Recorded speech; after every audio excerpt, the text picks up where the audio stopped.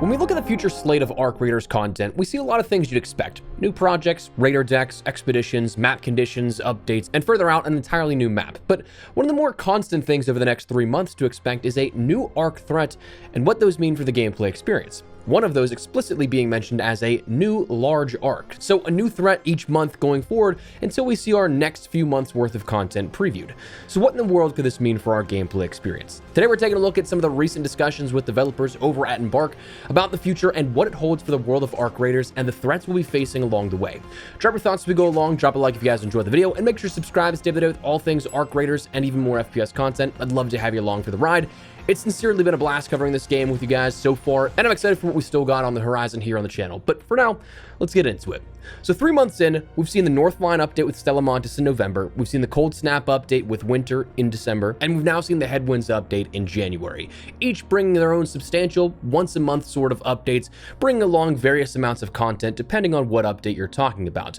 But how do you go from here? In a game space where live service is so hard to navigate and to feel balanced, Arc Raiders continues to do the craziest thing in not only avoiding trailing off as we've seen so many other games do in their first 3 months, but rather they've actually gained traction in that time. So how do you up the ante a bit here?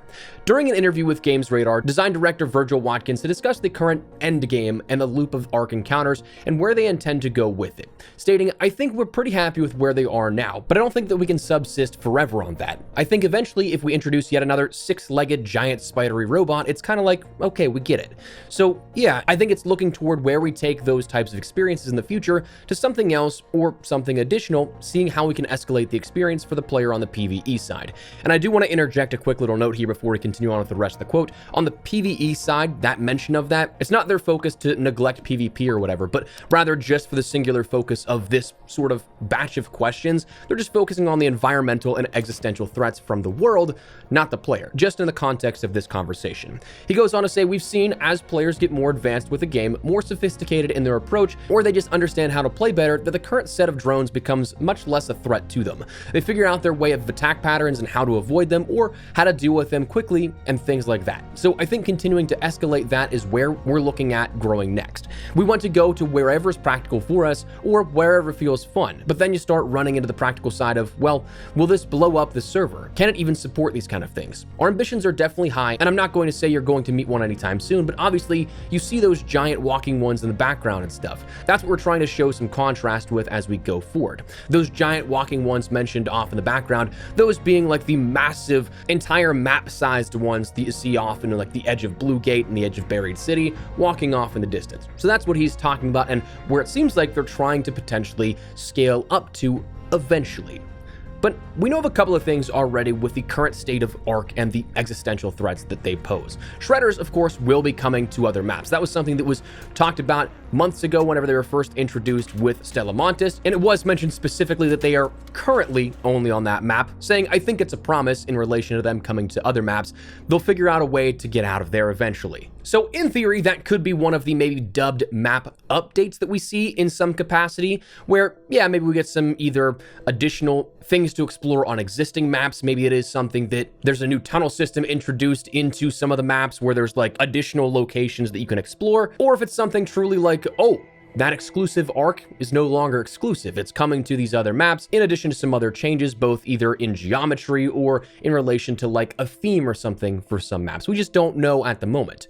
We also have seen that there's that one giraffe-like arc that we've not yet seen make its way into the worlds of Arc Raiders, those being from the early development footage from some of the trailers in the past, where it is one that's already built out. It is something that has seemingly been a part of this universe that they're just saving for the right time to bring in, but that would be another larger arc to take down.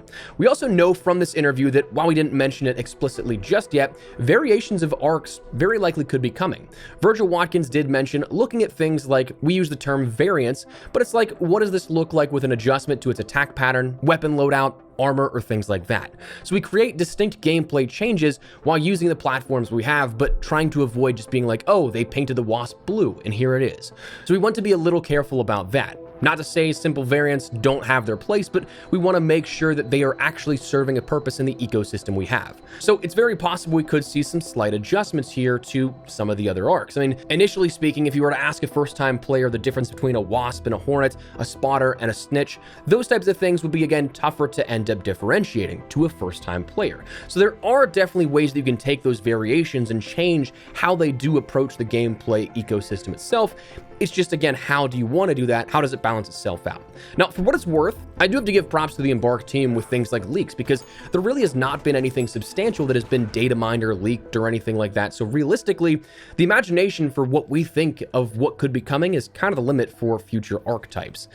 But coming back to one thing that I do love the idea of, that sort of, if you want to call it Emperor, those massive arcs off in the distance, it does seem like there is a plan for those eventually. Of course, it will come back down eventually to the, can the servers even support these type of things? Will it blow them up? Those are very real concerns. So like, maybe it's not something we get for quite some time, but I've said it before, I'll say it again, I think it'd be so cool to do something with those. How? I think you could do it a couple of different ways. Like straight up, you could do one as a limited time, like map condition, making it a sort of event, a spectacle of its own. Like think the Harvester, but major map condition, limited time for like only a week or so. And again, still on those timer modifications that we see now, where it's not the ever-present map condition, but make it something that isn't there 24/7, like a night raid perhaps, but also don't make it as rare as like the Hidden Bunker event, which I think on its rotation when it's active is only like twice a day. So find a middle ground here with that, where it's not something you have access to all the time, so it is something that feels special when you go into it,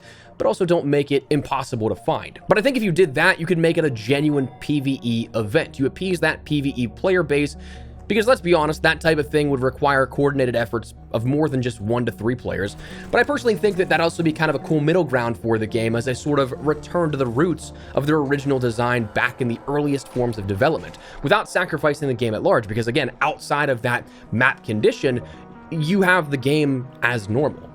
Incentivizing team play above all else, but just in a limited capacity, then you can go back to backstabbing raiders up topside. But you get this spectacle out of everything else. Another way you could do it, either in addition to this or as a separate match modifier. So my question to you firstly is, what happens when you run out of time in a round? The map gets nuked, as I see a ton of people refer to it as. But in lore, it's an arc orbiter, officially described as an uninteractable arc descending from orbit at the end of the timer of each game, killing any remaining raiders topside.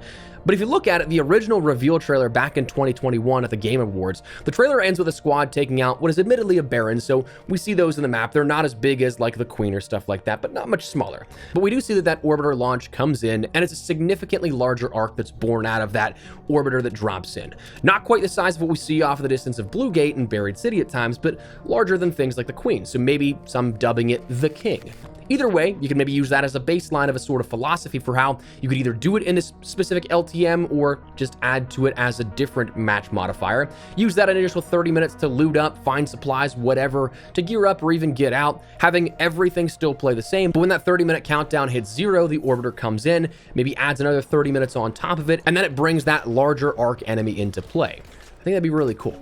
Now, of course, arc enemies are not the only reasons as to why to play this game and why it's still so successful. It's a combination of the stakes and intensity of what you see in every single extraction shooter and what makes them inherently great, mixed with a deep pipeline of available offerings each season, if you want to call it that, between expeditions and resets. You have build crafting, skill tree navigation, upgrades, loot to find, while having those ever-present threats of arc enemies or players depending on your approach to matches. So while it's not the only thing, clearly, of course, arc and their evolution here going into the future is what makes up the world and just adds to those stakes and what makes this game unique in its own right, capping off a very interesting equation of content all mixed into one. So when I say that I find this future fascinating, I think that's kind of a fair descriptor. To see where Embark takes this in the near future and to have 3 months of additions of some capacity, I'm very curious to see what Embark has up their sleeves. But for now, I think that's where we're gonna wrap it up. Just want to fill you guys in here on the potential very interesting future for Arc Raiders and what we have from an environmental threat, on top of if you can trust that guy in the exfil with you or not, coming in the very near future. So that said, that's going to wrap it up. Let me know your thoughts down below. What do you hope to see out of the Arc threats in the next couple of months? Drop your thoughts, drop a like if you guys enjoy the video, and make sure to subscribe for more Arc Raiders and other FPS content. I'd love to have you in the community. But for now, thanks so much for watching. My name's been Espresso. I'll see you later. Take care, and peace.